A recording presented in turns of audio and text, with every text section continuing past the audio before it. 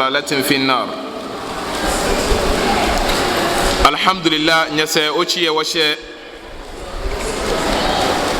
الأصل الأول يعني معرفة الرب، يعني كولوني من أشلا كشي الأصول الثلاثة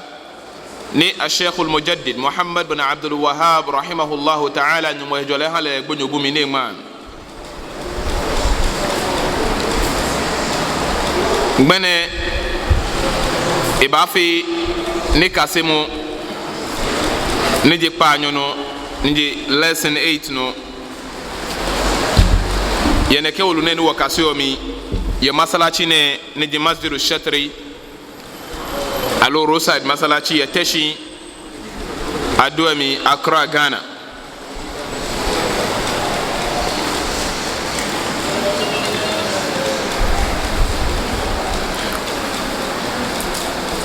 Washaheni Allah subhanahu wa ta'ala malan kot aya kaja Qur'ane mihini nyumboke yake shi يا أيها الناس اعبدوا ربكم الذي خلقكم والذين من قبلكم لعلكم تتقون الذي جعل لكم الأرض فراشا والسماء بناء وأنزل من السماء ماء فأخرج به من الثمرات رزقا لكم فلا تجعلوا لله أندادا وأنتم تعلمون. يا سورة البقرة قرآن chapter 2 آية نمانيو كيا كوميكي أشي آية نمانيو كيا نيونو هني نوكياو نيغبمادي ساين nyeja nyongo nyeja nyenuncho moni ebonye ni ebomeni echonye hie ke hole na kan femo e ba hani nya junye keja nyongo pimona ne ani nyechomo nyongo gbe shelo me nyongo na acho me nuncho na acho ni Allah subhanahu wa ta'ala ledente e describe e chombe ni eyole e kala di nyongo ni di alladhi ja'ala lakum al-ardha firasha ladi nuncho ni emeshiko hanye tamosa wasamaa binaa ni eshimwe hutomo abalai wa anzala minas samai maa ne kleke nu kede nwemi fa akhraja bihi minas thamarat nakai nuani akleke le kede nwemi ne babote shikon dominana adwa waye rizqan lakum je no kono ko shifene fe nieni alo ninamo ke hanye fala taj'alu lillahi andada wa antum ta'lamun no wanye keno ko ka fata nyumo he ye biame ni nyele yake nyumo ji moni fe ne fi yake biane ni ibn kathir al-hafiz ibn kathir rahimahullah ta'ala eye gbene kake shi ye ewolumna chola ke shi تفسير القرآن العظيم نالي لاكشي تفسير ابن كثير إيكا الخالق لهذه الأشياء هو المستحق للعبادة إيكا الدبولو كهانة كما جنبي ناتي تنفي مني إبو من كبو كنينا مني ويو كموينة دي چوتو شكا شكون هنو ودامونو مني إبو إنه مفياكي لجي مني إساجامو وأنواع العبادة مالا محمد بن عبد الوهاب اتانو نكاكشي اكاكا اكانو وجامتو بني واتو شيشيومو التي امر الله بها نوني نيمبوفا اكا وفي اكا جاموني مثل اكوميني الاسلام والايمان والاحسان ومنه الدعاء والخوف والرجاء والتوكل والرغبة والرهبة والخشوع والخشية والإنابة والاستعانة والاستعاذة والاستغاثة والذبح والنذر وغير ذلك من أنواع العبادة التي أمر الله بها كلها لله تعالى. ما لم باتشيني بيكم يتانيكا كي نيمبو جاموني إني بي نيمبو جاموني نيمبو دين چكفان كي وكجالي لكي كنكلين نجي الإسلام ke islame to be ni dana ni wo yo moko ka ke islame le language mi le e ka ke mi fe islam enye ko moko ake asima shi fe islam shike obi la ke miniji islame ele no niji ana ke shi kamoko e ba masalaci ni e ke hie ba mashi ka che adhan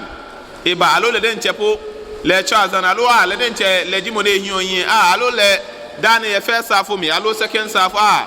le wo jalabia a da bi le jeche a bia na bon hausa fa ebu mu ka ke mene e bon islam fe mu shia no kwale mi meneji islam كإسلام ردي استسلام لله تعالى بالتوحيد والانقياد له بالطاعة والخلوص من الشرك إسلام ردي هكو مكرون جنون وشونشي نسأوشي أكنو كوني بابوشي أني نجنو كامبيه أبكو كامبيه نه أنا جهون جلوسه نوهي بوشي no ba ka Allah wa keshi e ke pan e gbala bo fi ane ko ba ne ke bo ya bo be he wale ku ene no na chola ke he ko mokron si bi amini o ke pan e lo ko e so ko na ne abeku we fishi ese ke ni gbala bo e bi bo wa nyo gbala mala sharif ke ni gbala bo e ko gbala ka ke gbala o ke bo hu o ke no ele ke o fi na ke achela ke shi islam be amino ya fe suna ajo awore ajo solemo asole ajo zakajo ne gbo na ke mini nyumbo ke mini jinu ni gbalo ke ni bode ncho fi according to otu isomo na be shije ne je islam jinu no fio woke ake islame ekpo mo kro ya ni bi ni nyumbo efami aka ke jale no na chola ke islam shi ya tauhid mi na ke no ko fata nyumbo he mi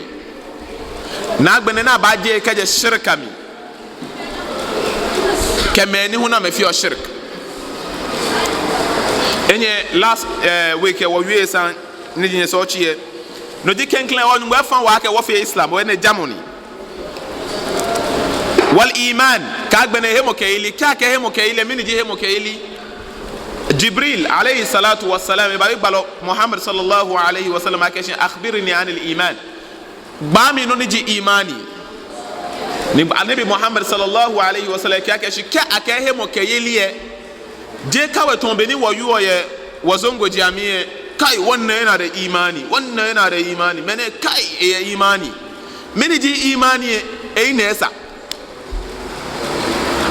wane nesa wa imani moko eso ma cheje me gbe last week wote eko ni manko e ga masala che mi bie ena problem nation masalachi ehie no one ka me problem we guys am fear bid'a ni am fear ni bi ko mecho am ya no kwale le we so ne ka me ni ya no kwale e bo chi be ni enu ake wo ba ne wo ba fear ni chomo wo fear wazi e esumo wosani wallahi tashi me nyuma jo wallahi ele la uni yo tashi ela ga je me enu wote e wo ko je easy because wo de je wo je lami ele no ni cho e bi ene sha alhamdulillah one ewie yo mo ko ne ke fomi e ke wo dane ke wo ba je me ni wo wie enu wo ke ba tamasala che yin ke kele hu ebotue e ke wallahi nani na le sane eye do ne ke mi gbasani e ke nani na le ke je na ne ke e ba nye ba ta gbe ko ye je me ni gbentani wo fen ye gen wa e ke ba taje me ne hie ni ne tasbih ne blason ka shi be ni ne fajr ba she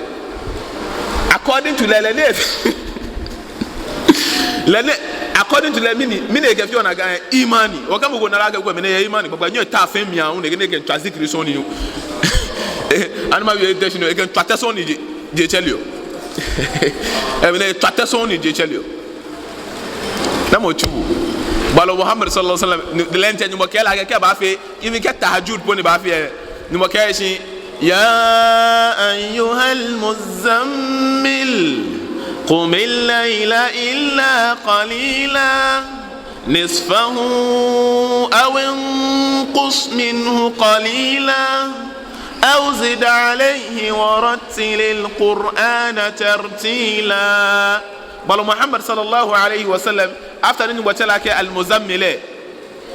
mona haye ni wakashi eteshi manke ke ba teshi qumil layla teshi manke no ojanyo si ni waka illa qalila ka teshi baka fe no go ga fe po ojanyo ene po ni salat e je no gbla chin salat no du mo ni no fe tahajjud fe mo zikr yami ni wakanfo mo yami ni ne tale ten hien keshima no fiano yami ya salami no pon waka ka fe gbaka fe o muslime o spending gbaka fe no ke o ke fe tahajjud no ba tele imani alo je naka ni waka qumil layla illa qalila nisfahu gbaka ko sumo wafa no ke fe tahajjud o ko sumo waka to 11 alo 12 no teshi alo 10 ke ko teshi alo 11 ke ko teshi nisfahu aw inqus minhu qalila alo ko sumo poden che fan den che un jami wani we shona ko ni ko teshi nyumbo yin no ba ja nyumbo no ka ja nyumbo wala ka wo yo yin bi no akwe ka wo yo yin wa ka di mi gume nani ka record ka ga hambo no ba na ga suma bulu no yo o nyumo suma ke si wo jo wo gbo mechi ai sile ona ke be na akwe engahu ke ba ka ke si wule he imani minisa ne wule tashi fm na ke wa na mokwe anabi sallallahu alaihi wasallam time le na ka jamoni e ba domo shikire ke hie e ngba ne ke nkwa hunu e ya hunu no ne dumo e ko meso e cha ola ke e ba da e janwo menuli abaka mene ye hemo ke ile papa da bi mokwe ko tetumi e use light e use tv minisa ne imani anabi time ne me fe be ye ima mokoko na le pa etatu ke pa e fi again etale fe le nje gbomode kun ale to no ni ayon ye to no ni atale totoro shi nam sunna ni aga ko wo trouser sa na shoshi anabi ke no fan ba ho okay no fan ba ho ni ne na de ko here tato le tan egbe gami ankele po ni yo na ni here talo no fiano ni ba ho ye na kan no ye lami ke nu njibo o awo trouser ne ba ho na kan talo he ne je ankele nam simoko no mala ke wo no ke ni efetu mo ye be so ya gbene minister ni imani moko ne ba so le mo kan yo ye mami masalachi ye ayu je me ne ba so le mo na nta ba wo ko je meta se shipon e rough to be ni wo le fese bi ne masalachi be ne yo ne ba so le to na ke ye imani iya ma se ashbe na ka te sujude ke minu mra shipon gbe kuru mra mbiaka mini kiyama na ebon shelu alo mini oni aya sujede ko eni yemi ale ke ngbe nike asuma emo shipon ne ke ina nsho shipon ne ina edi koni kana la ka ke shi e imani wallahi baby me be ken na me hina edi hina eni ke edi e be imani ni mafia mo ne so le neche like eso le chetu mo 20 years 40 years 17 years nam ke hina edi e bi ene ole no ne wo because na time better ask ni bi ne bi ene masala je den je ye be pi ni mi ni agbeko na wo shia mi asole oye definitely no ko yin machine kan ho e ba fe mi ni e ba di alo first be ni ka wo a face screen no etan na kan onye ba di si bia na ko na moko na ehie edi wallahi na kaya campus moko ehie edi e bi ene na ehina de ehie adi e bi ene ken na kan no ko ba gashi ole solem ko ga mi ne wo kenga he no ina edi e no nge na ko ole solem keke nu shinge anabi sallallahu alaihi wasallam e ke gugun ne ken ka hie machine gugun ke hina no jino ni mbo twa ka ke machine hale ene ke chi nyumba fa onu wa fe sujude hale ke ni bi paw 7 ne ke ni ji enyo ke ka eni ne tatlete kanto enyo ke wa bia na enyo ne she hina ne ke chi hina ke gugun ne fe ke fe ne chele kombi te fi oto wa fe sujude ko gugun ko oyina ne ke no hina ba di e bi ene be shi ji oyina o ke bi ene o ko ncho ni mashi shoko onye okoye bushi abinda muka kai shine mas'ala da muka kai akai wancan mako akan ma'rifatul rabb, sannin ubangiji, a inda mala ya jawo aya da ke nuna cewa Allah shine halice mu da waɗanda suka shude, kuma shine wanda ya sauko da ruwa daga sama domin a yi wa kasa ciki, a fito da abin da damu sa da wanda damu ci, shine arzikinmu. Don haka kada mu yi tarayya da Allah, alhali kuwa mun san waye Allah, kuma mun san cewa shine mahalicin. Shine Ibn Kathir yake cewa wanda ya waɗannan halitta, wanda ya halice waɗannan abubuwa shine ya cancanta a yi bauta. Shi mala ke cewa daga cikin ibadu da Allah ya ce mu yi mai, daga cikin shine al-islam. Shine muka ce, aka ce islam, musulunci, ba shine kawai sunan kawai ba, don sunanka Muhammadu, sunanka Ayuba, sunanka meye, sunanka Fati, wannan ba shine musulunci ba. Na'am, fulla yana cikin musulunci, gemu yana cikin musulunci, komi da muke sai yana cikin musulunci, amma wannan ba shine musulunci ba. Mun ce yana cikin musulunci, bi ma'ana ba shine ainihin musulunci ba. To meye musulunci? Shine sadaukar wa Allah, mika wuya zuwa ga Allah, ba wuya haka nake nufi ba. In dai haka physical, shin ce wuyanka da hannunka ka shimfida su haka, tumbinka na kasa, ka ce wa Allah ya jaka, ko duk inda dai ya jaka, kai ka sallamawa wa Allah, baka da wani abu da da ka fada a cikin al'amarin Allah ko kuwa na annabi sallallahu alaihi wasallam. Kama yadda Allah ya ce a shiga musulunci kafatan, cikakke shigowa, kada shiga musulunci alhali kuwa akwai al'adu da aka bar su a baya. A shiga musulunci komai ya zama na musulunci. Kuma she mala ya ce al'imani kuma Allah ya umurce mu da shi cewa a yi imani. To meye imani?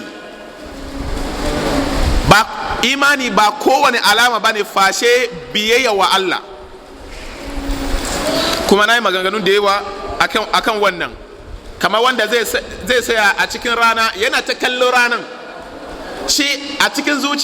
zuciyansa kallo ranan haka da yin Allah Allah Allah Allah Allah Allah Allah Allah a karkashin ranan, shi yana tama wannan shine imani. Ko kuwa ka zauna a cikin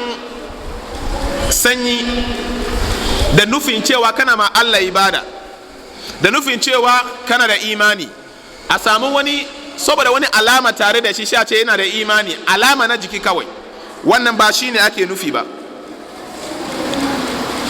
Mini ji imani, annabi sallallahu alaihi wasallam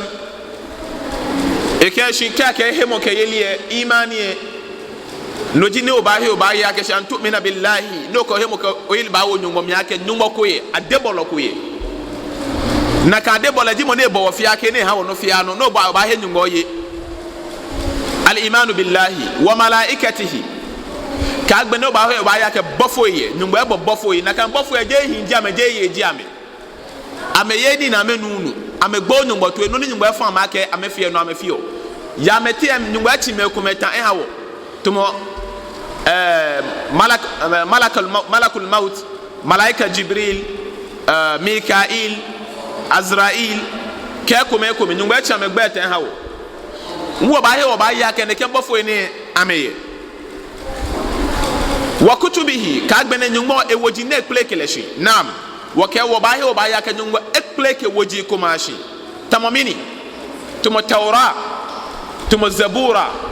tumo injil ni cha injile ama yoyani ma correct akeshi injile je no di bible, injil hu je no di new testament. Eja ke new testament mi obana bible verse sepi ne ba ka keshi ni yesu te ni eya share gospel eya share injile mene ke akeshi yesu ya share injile be ngbe injile yo ene amebuana tombeni Barnabas moni ewoloni wote me pie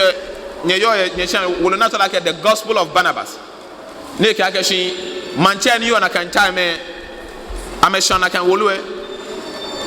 fio ni menu na me bon he san egba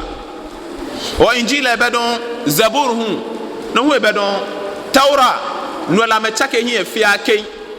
ne chono konklo e chono ba wolo e don ne ke woji na fia ke fe be shini bi ni he hia ya miye Allah subhanahu wa ta'ala ipleke fe shi ka Qur'an e o ay mo kayili ya Qur'an e miye o he ne ke ma je woji na fia ke oyi because in ka ya ke to 2006 07 inte labadi numo ko taje ne ke me kumen e ke te ba vita ba ke la ke kan zabura ka kan bible le be mi na ga e mo kayili miye sano he ne ke ma je woji no yi none eleji e mo ke na chon e bi no ba he o ba ya ka apple ka meshi aka gwa ga ya aka ne no oye e kan mo ba kan bo na fe ni ke Kristo nye ba o ke la ga ko e bo de ncho file it's against you shi aka ne na ba ke no aka fe Islam to be no ba na me pina me fe ke amete hia mo instead of not play ke Quran ke sunna shi ni ameke hia me ka mete amfe no go na Bible preaching ameke Bible en hia ha me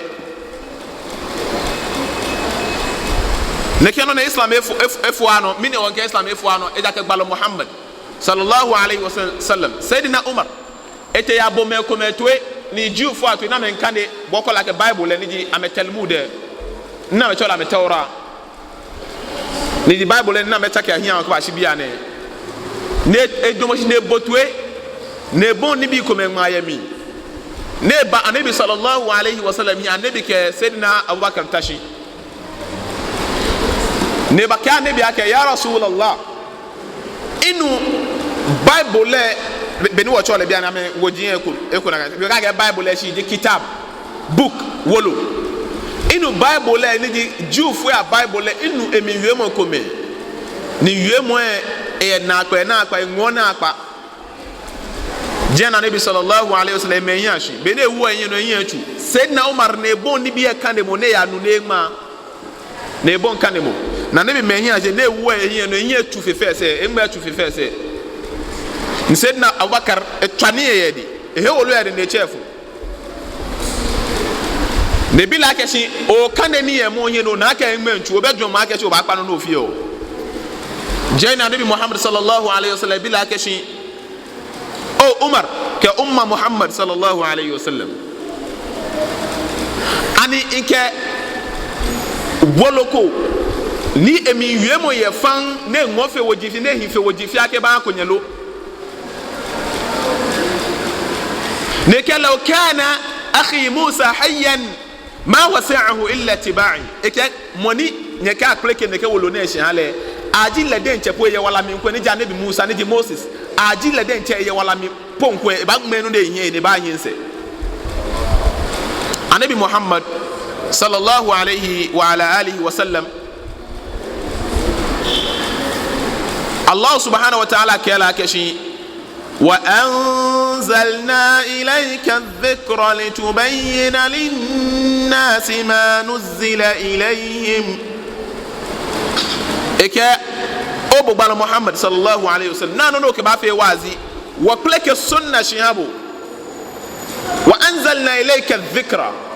wa pleke adh-dhikr shihabu ni sunna ni ahadith noni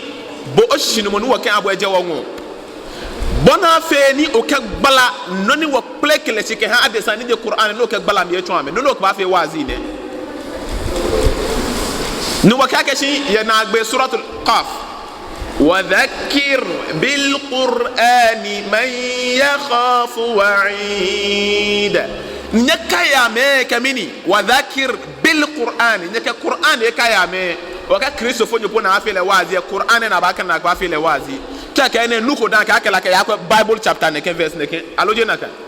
shaba straight na ba ka agbo na afi wazi ka akotu Bible gbele ye Bible ke moko fo Bible ke ano kwale aji aja me kotu Quran nko na me ka fe wazi nko aji wo hu wo ba ne ke time ko wo ba ja me du na ko because amete me pia me male fo Quran no o no ni to ma wi aja amete me pia me le Quran amaya kase ya me be de kana me ba kase am read English versions amaya ta mo ko hina ba to ame ke tafsir ke bayan ke balaga ke no ameka se no ni ye easy aka mba aka se no di bible no na me fio na ka na no kwale ni yo mejino ameta Quran e nko ba mo ameto bia na metemo ko na fio wazi ye ne ke radio stations na no wazi na fio ni mo fia mo Allahu akbar ya wa e male fo ni mo no kiyama ba jina e ba ga ni wa ga shi wa Quran al-fajr ne kana Quran al-fajr inna al-Quran al-fajr kana mashhuda because Quran al-fajr ko kan ye bofu ba yo dasi ene afe ko na tafsir ye je ko fe tashi bana fe na tafsir ye wa Quran al-fajr ni boka biya ne fajr na cha biya ne Quran na cha biya ne boka akan Quran fajr salatul fajr ni boka solemo ni fajr solemo ni boka shi bofu pi bana ba yo dasi shaka akan Quran fajr eshiji Quran e be feno bana aya ha e tafsir for example wa yatashina no na babon tafsir go fe mo suratul maun ara'aita alladhi yukaththibu bid-din na kashi ona meni gba jamo he wanelu ona ken bi fena na wi aja me chano na kan kwekwen be ni bi pi ni wo ba correct ama onu chumo pe insha alhamdulillah nu chumo fa araita alladhi yukaththibu bid-din ameka nyana meni amejo jamo he wandi ad-din na che je na meka jamo din because ni magaji inna dina inda Allahi al-islam kalima din the word din ne ba ya Qur'an e mi e ba ke hiye suratu e ye ko ke ba ya jeme e ye no ne chun ke aje ko ego e ne chun jamoni le ake Qur'an halele ba chun ba ke na to na chun no ne to example shini ntakenke banye mi ni bipi shida mi chon ba no to ma chon ke ne mi no apple mi no adam mi no mini ajwa akra ashama mi no ni bipi o kenke I'm going to A mi ya A ni boya ko no gbala mi ona ka otun ke boden cho agbala mi jo fe mi ni ko jo ni na mi ni ke ba ke ni nche bia na ashama na kajibe ni Qur'an yo no na tubala Muhammad sallallahu alaihi wasallam wo bo me ko akeshi nana me fi eshani eshiji ni oba ko Qur'an ni boden cho ba gbele no boden che no ni pastors bia amebu ame ba kan ba ka se Qur'an eshiji ame ncha me ahe na ba kan ni jame ni hengbele ba me hi because enu shishi pono na yu enu shishi ke gba enu shishi si wo hu e ameno la fele to story book ke wa gbele no ba na ni ato na ke nyeme si wo no e bela na kan si muslim say mo na me fio twin wale na me akọ na me gbele o na me ka me ncha me twiso na baton shishi adini ni wo che ye na kan suratul maun araita alladhi yukaththibu bid-din is different from ad-din ni wo che ya suratul fatiha maliki yawmiddin non dini konkloni ncha dini ekena kan dini ya kome sino ni mwaka shi inna dina inda Allahi al-islam no adini konkloni na kan no inna dina ad-dini ni jamo ya nyombo hie noji islam si ya suratul fatiha ke suratul maun je jamo sana yodon ni mwaka shi ara'aita alladhi yukaththibu bid-din an nyena meni amejo wasana agbegbile kojomo na ba kojoe nyena mena mejo e wan yelo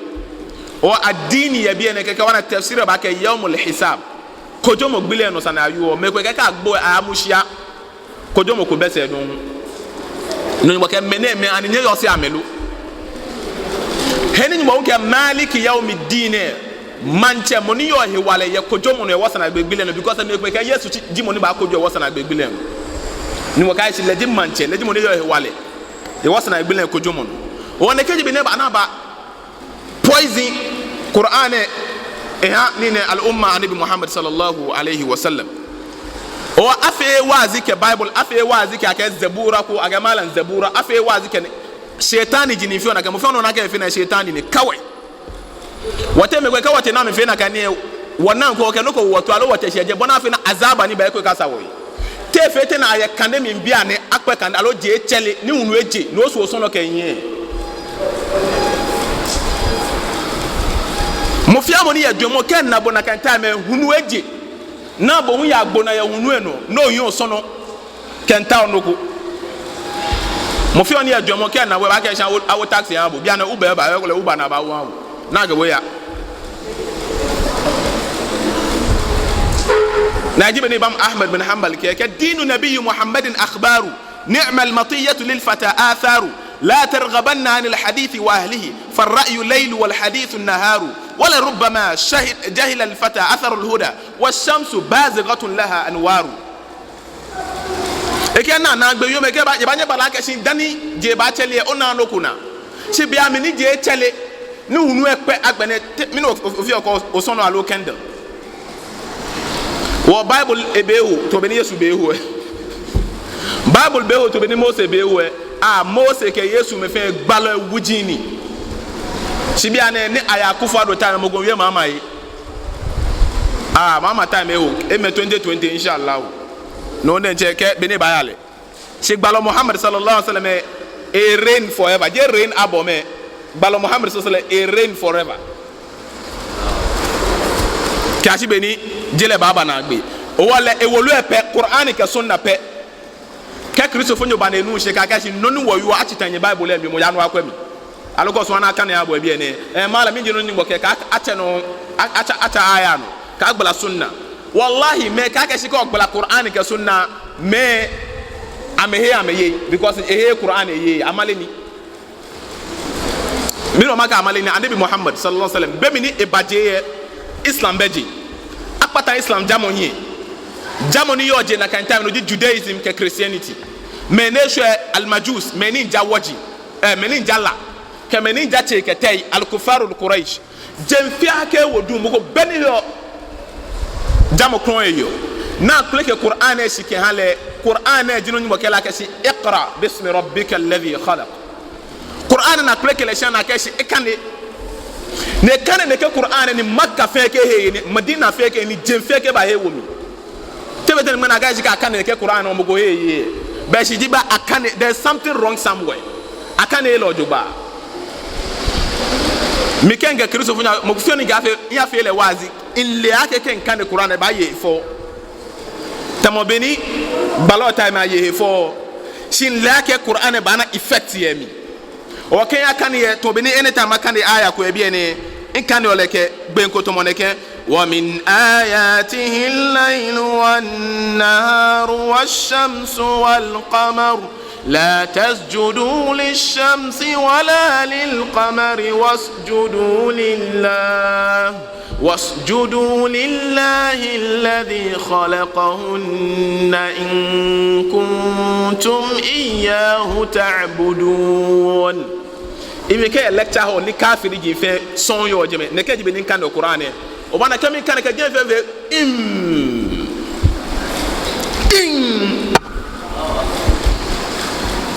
ken ke mo pe ne ken na kan no kan yo le ke mo ge ke fe to ya ye fo ken gbe na ni chon le chichi e Allahu akbar ke mo ko ba ke mala dans be tabi be no wote voter region school ko mi no wote danima je kafiri ji so muslim ni yo jame share 2%. I'm a share 1% book.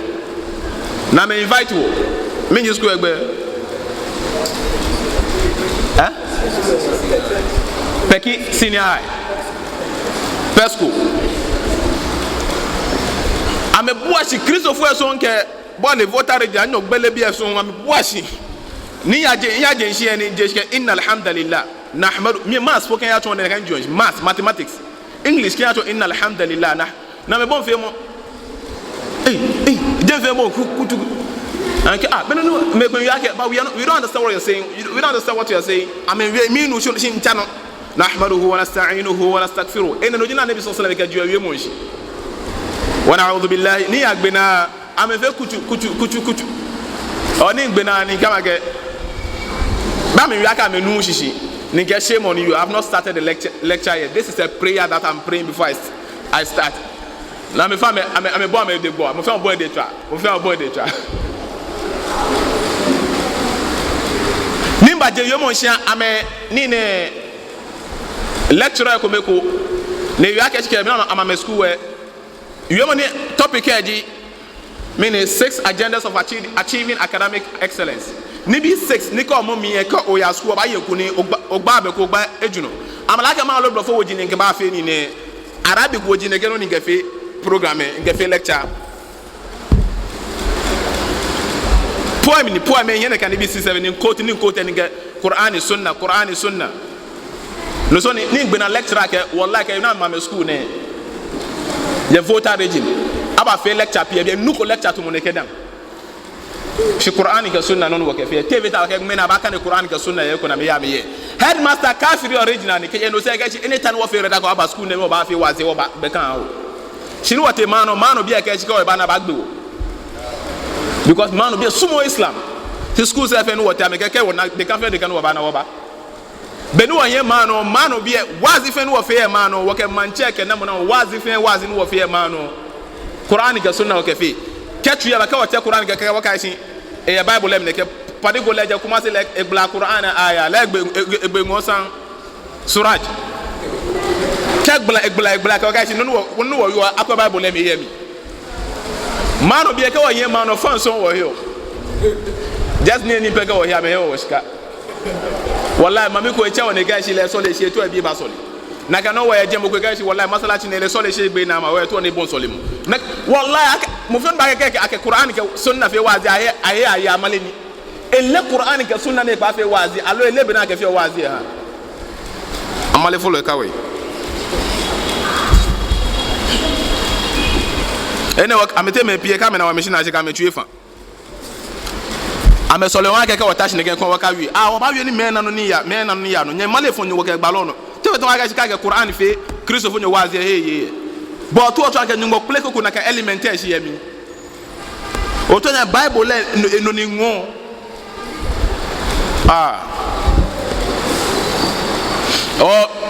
no ni ngo to aka wo he wo ya ka play ke wo jin ko me to na kan shi ke agbalo ko me wo he na kan ka agbene wo he na kan gbalo hu wo ye imanu bi rusul wajie gbalo wajie ko yemi wo cha ko efun amefia ke o ke mi gbala mo wo amete si anyo akwa nyumoden che ka shi rusulan faddalna ba'dhum ala ba'd gbalo ni la nyumoden che tun tulo e ke wole ko me no fe ko o e gbe no kwa ke shi gbalo e ko me fe ko me to example gbalo ate ay ulul azmi many ametife gbalo fi akene so amenu Noah, Abraham, kegbalo Muhammad sallallahu alaihi wasallam many they are the 5 chosen ones. Among the chosen one were monato like al mujtaba de Mustafa to mugona tusle many ma tusame she I am mujtaba, the chosen one among the chosen ones. That is gbalo Muhammad sallallahu alaihi wasallam ene gbe kan ka ba wi na kan si aka menele nyumba gbalo meneje nyumba gbalo ame fe nyumba gbalo eja me wo hio ame wo yo si ame wie mo fi aka no fia no na enyi e papa fe ke na enyi fe ke abu ana ka wo gbalo Muhammad sallallahu alaihi wasallam o ko ye gbalo Muhammad sallallahu alaihi wasallam o ye o ba hia me fi aka o ba ye na kano ya imani miye imanu billahi wa malaikati wa rusuli wa kutubihi wal yawm al akhir ke wasana gbegbele no akeke wo gbo he ko enu wo ba ya no ji barzakhu gbonyo bulemi je shine ko na aba yin ejeme agbene gbe ko na ba te wo shi ni aba kojo ka agbene qadar nungbo gbejano to nungbo shade destiny ake muslim ba he no ba ya ke no fia no na ba according to le nyungo beni eto gbejana kan gbejano to ke beni le sunwole esidi ke ona accident ya bia ne nlole egbe atokuleta ke metumo 70 egboyi mekume pla mekume fi ameni tumo bia na me na nyungo mobo tumo efio tumo tumo kwenye montu one sa accident ne na e shi ni efe nyungo e wale na o ni abonsan course ni no ko benefit nyungo e wale na beno na ni nyungo nile na ne keto nyungo to na kan gbejano dan na kan no ba beno na no fia no na nyungo to na kan gbejano to omo ne obo abia ke wo be nyungo sumo accident lo nyungo sumo accident she to accident gbejano to nyungo sumo gbelelo nyumba sumo gbele se to gbele gbejano to eje nyumba le hikma mi enile ni mi nko ni mo gongo nu hye ejele no me se mi da no ba no hye wote me bega no go ba be se mi da no go no se ga asumo no ye woni o nyumba je ni ake ayeso mo enyu mi suma aka to ni eneke si je ake osumo na kan ni esidi mo fe no na ake kafiri ni mene nyumba ni sumo ake fe kafiri si nyumba sumo kafiri mi ni nto ma chon wote me pie wa hye bi na kan hye wo fe toilet hye ko be toilet kai ko ya kuto min toilet be jeme o ba complain esidi wo suma ake wona toilet wo hye ami ko wa kuchi ami hye no sumo na kan toilet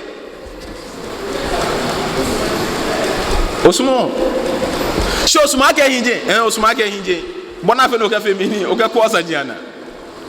ko yin kata no gumla ne go no le no ba cho o ay ni bi kuma jake osumo na kan no sho osuma ake hinje because of gbajano to kuma adije kafire ni yen kwen islam e no yin o na ese na mo o le ni di islam because ke eyem be kwen din le on champion sinana eyem pe no ake na aka so me dun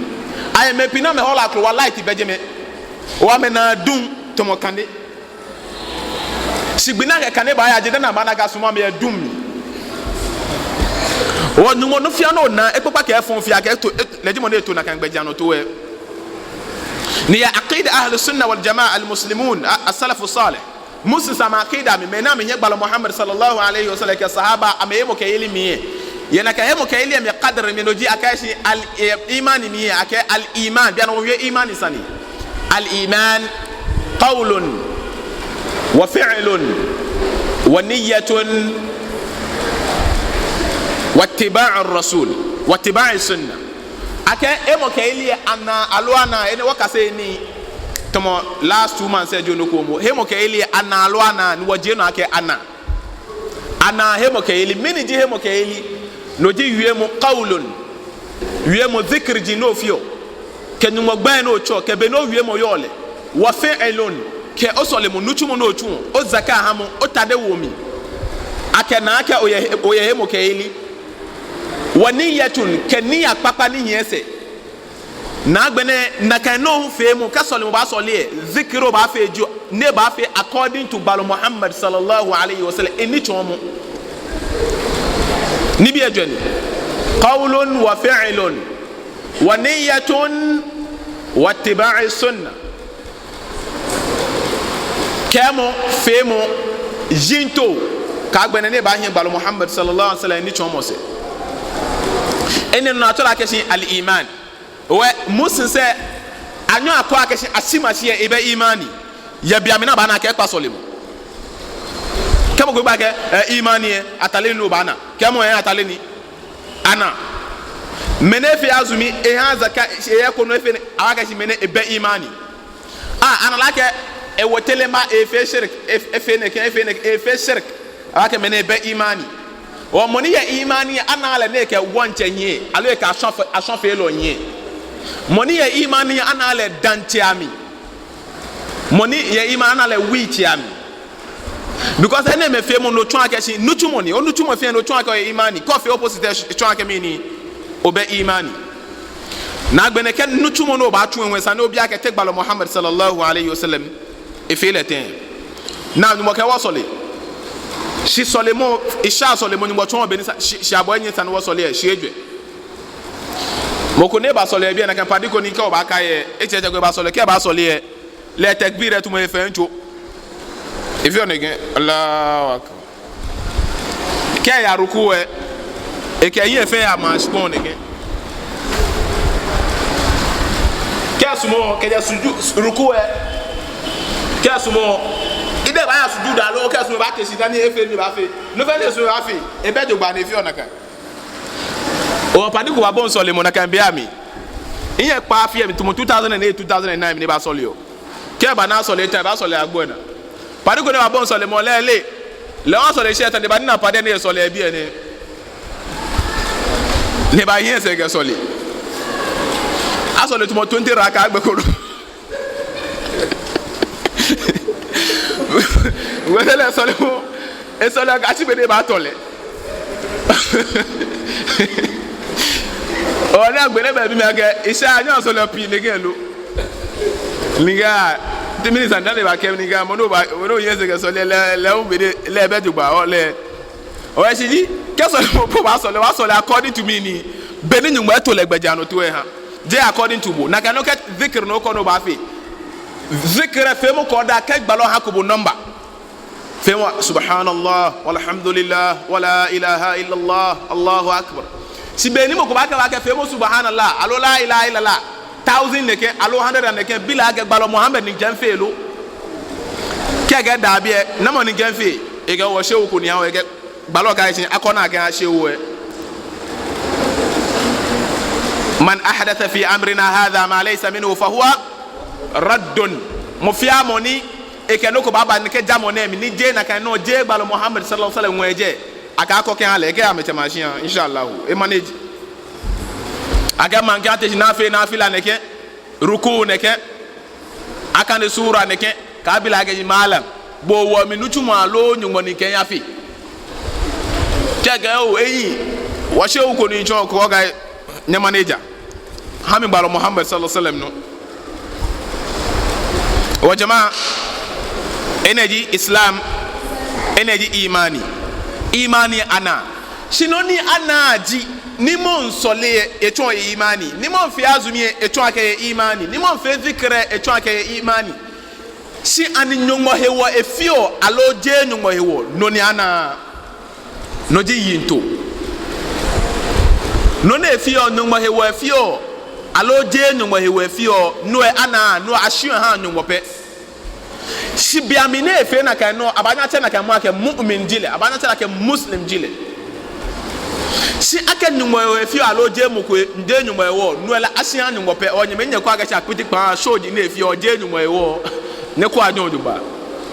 ne ko aga kuti pa ka fe no wesu mo show man ne ko adon oduba nyongo efio je nyongo hewo no la nyongo pe ji monile because the coffee no ko ni je nyongo hewo no ne we fata shirkihi no we kamo ya alami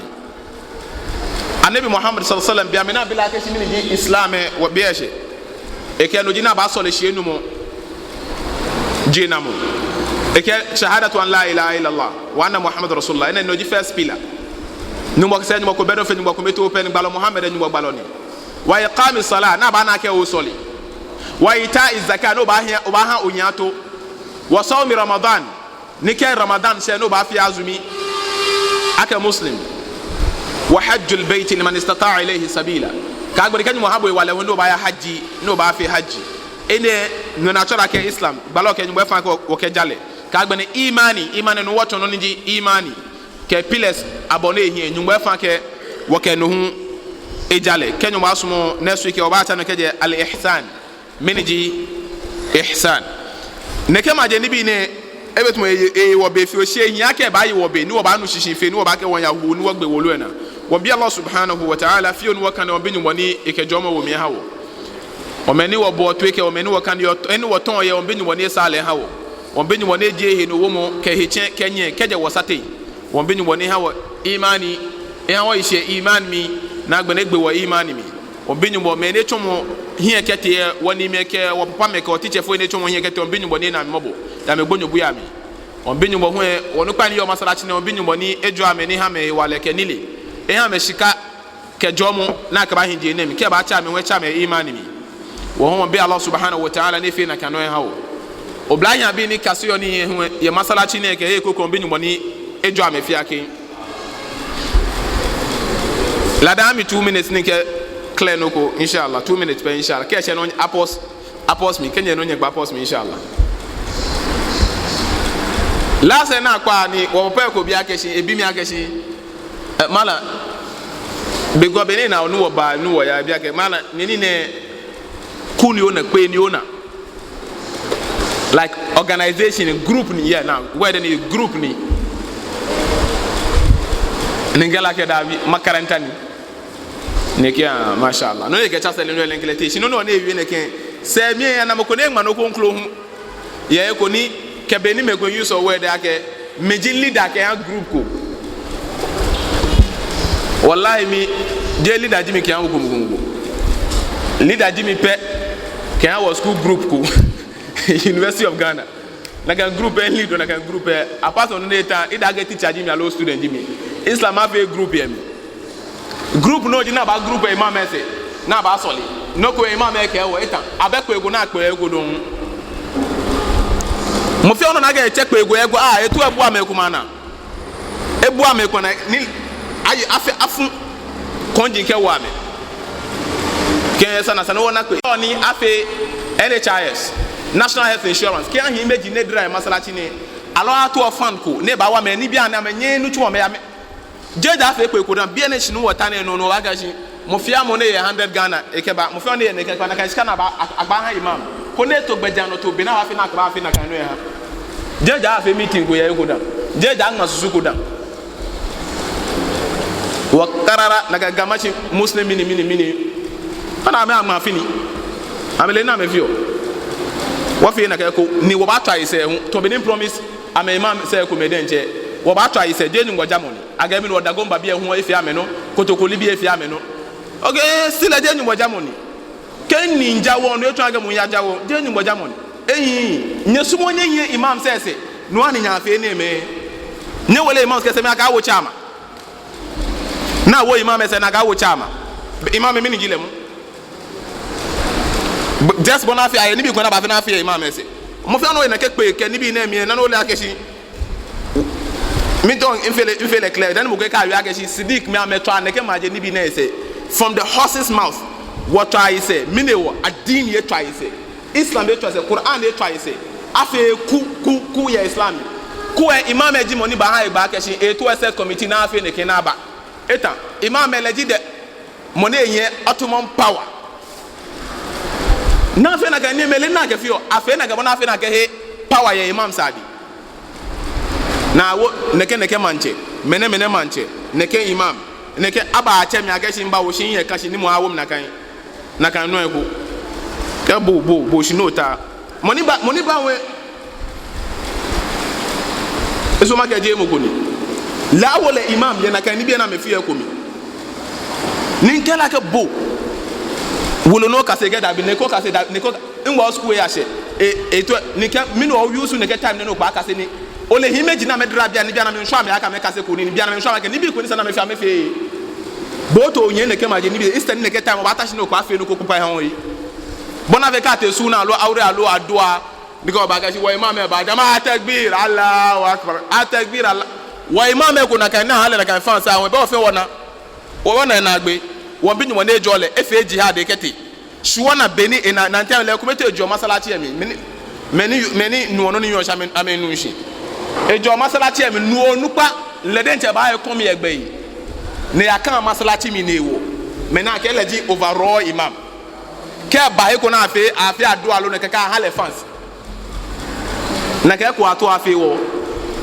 ani wo yen pa no wo fi project ni wo fi ofin no ni won wa yen ne ke imam ke ni bi nese na our fans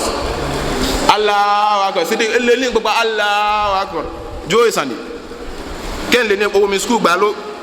mi le mi na ga fun okun e ni le mi ni yo ni le mi apart no bode ncho gba tun tun popa mi ni yo ni le se apart no bode ncho gba tun ye nu mo hewo ake your fans o anu kwale mi to mo fi awenu sha ke aje peji wo be pe mi wo twa pe se wo pe page Islam wo be ko no fi meeting ye makaranta beji wo no peta o mo fi on e to ne kase ni e ke e woni kase mo ye fi inshallah afi pe ke baba darus sunna ay darul hikma afi wa kase Quran ye bi ene ay darus sunna e kam tu ay darus salam e tasizum e fi no ba kase ni na ba to bonu ko kupa je ko to ya kase inshallah subhanakallahumma wa bihamdika ashhadu an la ilaha illa anta astaghfiruka wa atubu ilaik.